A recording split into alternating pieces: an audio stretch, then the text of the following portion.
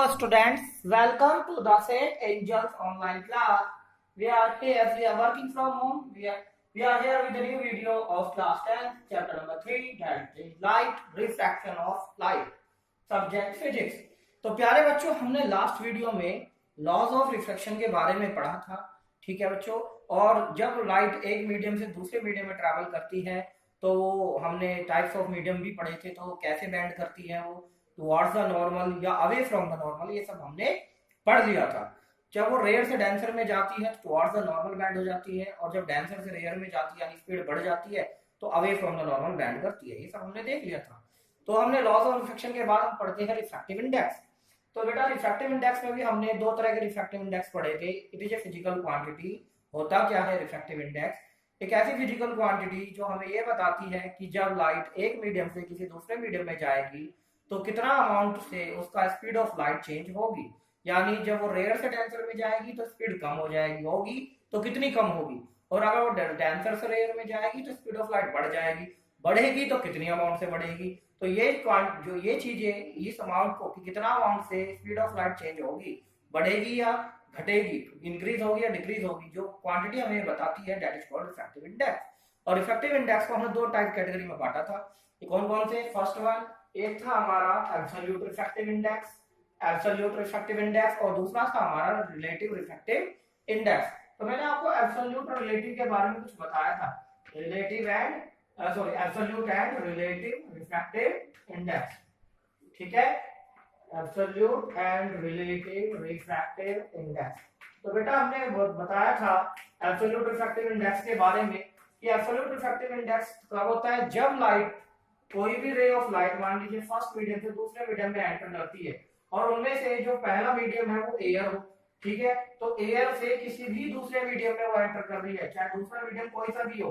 ये हमारी परपेंडिकुलर है, ये हमारा इंटरफेस है जो ऊपर दो मीडियम को सेपरेट करने वाली बाउंड्री, इसको हम क्या बोलते हैं? इंटरफेस, ठीक है, which separates the two medium from each other. ऊपर अलग है, नीचे दूसरा मीडियम है।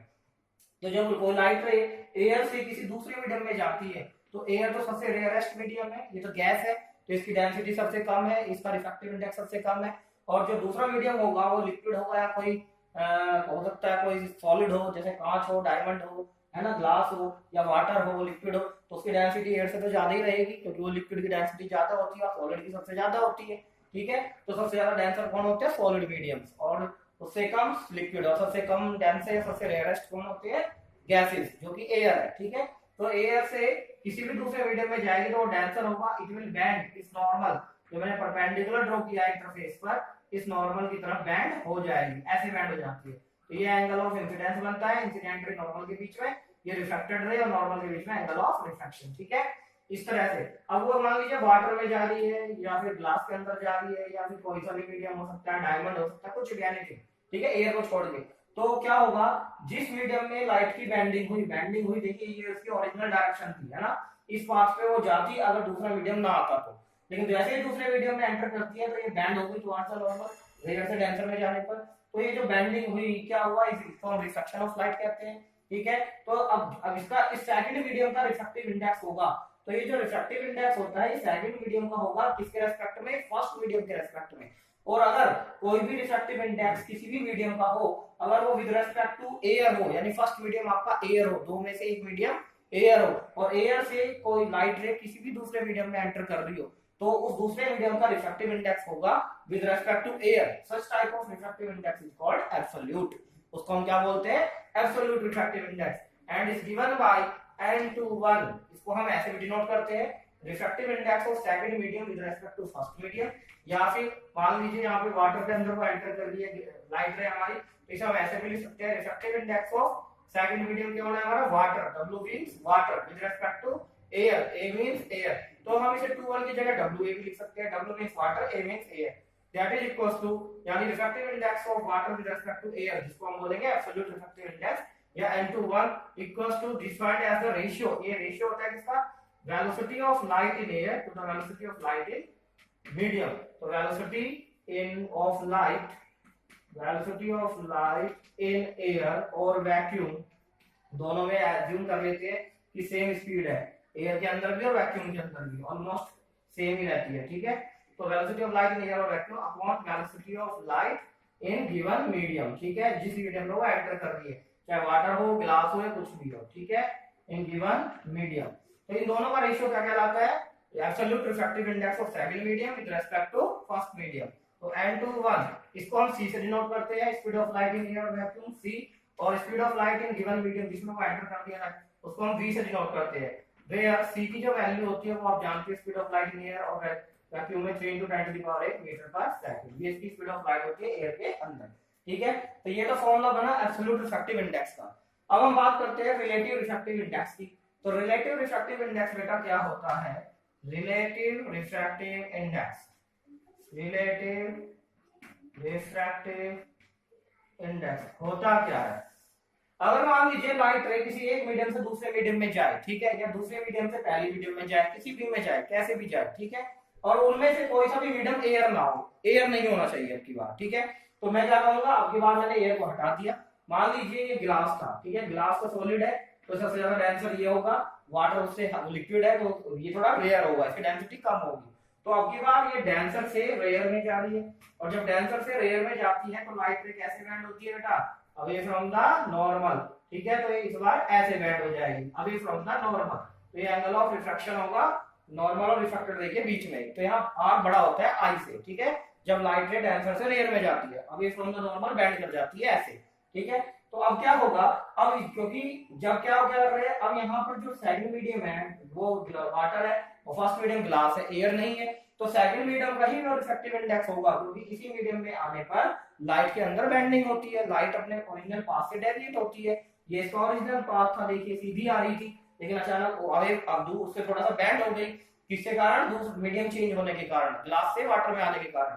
तो ये रिफ्रैक्टिव इंडेक्स सेकंड मीडियम का ही होगा but with respect to glass, यानी जब हम किसी मीडियम का रिफ्रैक्टिव इंडेक्स निकालते हैं with respect to first medium, ठीक है, यानी with respect to another medium, लेकिन उनमें से कोई सा भी मीडियम क्या ना हो, एयर ना हो, तो such type of refractive index will be called as relative refractive index, ठीक है, वो रिलेटिव आ जाएगा। और जहां हम विद रिस्पेक्ट टू एयर निकालेंगे किसी भी मीडियम का रिफ्रैक्टिव इंडेक्स, तो वो होगा एब्सोल्यूट रिफ्रैक्टिव इंडेक्स। तो एब्सोल्यूट का फॉर्मूला बनता है C/V, velocity of light in air और vacuum upon velocity of light in given medium, ठीक है, जिसमें लाइट एंटर करती है। तो यहाँ पे क्या होगा, relative refractive index is defined of second medium with respect to first medium is defined as the ratio of, ये भी क्या होगा, ratio of speed of light in first medium to the speed of light in second medium.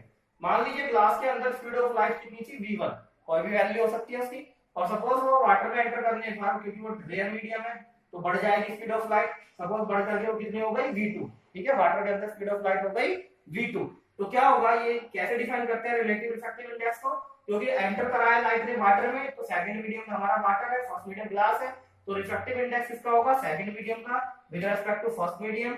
हम इसे ऐसे लिख सकते हैं, refractive index of water with respect to glass, G for glass, that is equals to ratio of speed of light in first medium मतलब glass upon speed of light in second medium means water, तो v1 upon v2, ठीक है। या फिर हम इसे refractive first medium में जो स्पीड है उसे हम vg लिख सकते हैं, और सेकंड मीडियम में जो स्पीड है वो w लिख सकते हैं, वाटर के अंदर स्पीड और ग्लास के अंदर स्पीड, ऐसे भी लिख सकते हैं, ठीक है, या फिर हम इसको ऐसे भी लिख सकते हैं। तो this is called relative refractive index. तो ये रिलेटिव रिफ्रैक्टिव इंडेक्स का फॉर्मूला बना, और ये क्या बना हमारा एब्सोल्यूट रिफ्रैक्टिव इंडेक्स का फॉर्मूला। तो अब हम आइए देखिए कुछ और फॉर्मूले से डिराइव करेंगे इस रिफ्रैक्टिव इंडेक्स के, और सारे फॉर्मूलों को हम देख लेते हैं कि कौन कौन से फॉर्मूले हमें यूज करने हैं। 4-5 फॉर्मूले होंगे पूरी इस चैप्टर के अंदर रिफ्रैक्टिव इंडेक्स के ऊपर, और उनके ऊपर बहुत सारी न्यूमेरिकल्स होंगी। आइए और 200 न्यूमेरिकल उसमें देखते हैं। नाउ अदर फॉर्मूलास, अब देखिए दूसरे फॉर्मूला, ठीक है, कुछ और फॉर्मूले हम देखते हैं। मान लीजिए कि सपोज कीजिए, ठीक है, यहाँ पर v1/v2 की फॉर्म में लिखूंगा, रिलेटिव रिफ्रैक्टिव इंडेक्स को लेके चल रहा हूँ मैं, यहाँ पर रिलेटिव रिफ्रैक्टिव इंडेक्स की बात करूंगा, n/1, ठीक है, that is equals to v1/2 ratio of velocity of light in first medium upon velocity of light in second medium, ठीक है। मैं इस इक्वेशन में, इस रिलेटिव रिफ्रैक्टिव इंडेक्स के फॉर्मूले में न्यूमरेटर और डिनोमिनेटर दोनों में c की मल्टीप्लाई कर देता हूं, c/c। तो ऐसा करने से कैंसिल हो जाएंगे, कोई फर्क नहीं पड़ेगा, इससे कोई इफेक्ट नहीं पड़ेगा, ठीक है, दोनों में c/c से मल्टीप्लाई न्यूमरेटर डिनोमिनेटर में कर देता हूं। अब ऐसा करने से एक नया रूप बनेगा, देखिए क्या रूप बनेगा, मैं इसको ऐसे लिख सकता हूं c/v2, ठीक है, c/v2, ठीक, और इसको लिख सकता हूं मैं आपको दैट इज c/v V1 ऐसे लिख सकता हूँ। देखो क्यों, जो अंदर वाले हैं वो एक साथ मल्टीप्लाई हो जाएंगे और ये एक साथ, देखिए क्या आएगा V1 इंटू सी, V1 इंटू सी और V2 इंटू सी यानी V2 इंटू सी, तो सेम चीज है, यानी मैंने इसको रीराइट कर लिया, इसको इस फॉर्म में लिख दिया, ठीक है, ऐसे मैं लिख सकता हूँ। अब देखो ये क्या बना, C upon V, same C upon V बेटा किसका फॉर्मूला था, अभी आपने ऊपर पढ़ा था, C अपॉन V फॉर्मूला होता है एब्सोल्यूट का, ठीक है। अब क्योंकि ये C अपॉन V2 है तो ये किसका फॉर्मूला बनेगा, ये फॉर्मूला बनेगा बेटा absolute refractive index of second medium. Second medium क्या था हमारा, सेकंड मीडियम बेटा था वाटर, जो अभी हमने केस किया था वाटर, और फर्स्ट मीडियम क्या था हमारा बेटा ग्लास, ठीक है। ये सेकंड मीडियम था, रे ऑफ लाइट ऐसे आ रही थी ना, अभी हम लोग ग्रैंड हो रही थी, अभी पीछे वाला एग्जांपल में हमने देखा था। तो ये एब्सोल्यूट रिफ्रैक्टिव इंडेक्स होगा किसका बेटा, सेकंड मतलब वाटर का, यानी N2A है ना, N2A यानी A का मतलब विद रिस्पेक्ट टू एयर। इसी तरीके से अब जो ये है हमारा C upon V1, C upon V1 किसका होगा बेटा, C अपॉन V दोबारा एब्सोल्यूट रिफ्रैक्टिव इंडेक्स है, यहाँ V1 आ रहा है तो मतलब फर्स्ट मीडियम का, तो ये होगा बेटा N1 absolute refractive index of glass, ठीक है, विद रिस्पेक्ट टू एयर। तो ये बन गया हमारा, तो इन दोनों की जगह C अपॉन V2 और C अपॉन V1 की जगह मैं ये वैल्यू पुट कर देता हूँ। तो देखिए ये किसके इक्वल चल रहा है, N21 के, तो N21 is equals to C upon V2 क्या हो गया N2A, ठीक है, N2A divide by C upon V1 क्या हो गया N1A, ठीक है, N1A। तो देखिए रिलेटिव रिफ्रैक्टिव इंडेक्स का मेरे पास एक और फॉर्मूला आ गया। क्या फॉर्मूला है रिलेटिव रिफ्रैक्टिव इंडेक्स का, एक तो फॉर्मूला है speed of light in first medium तो the speed of light in second medium. दूसरा फॉर्मूला रिलेटिव रिफ्रैक्टिव इंडेक्स का जो बना वो किसकी टर्म्स में बना, एब्सोल्यूट रिफ्रैक्टिव इंडेक्स की टर्म में।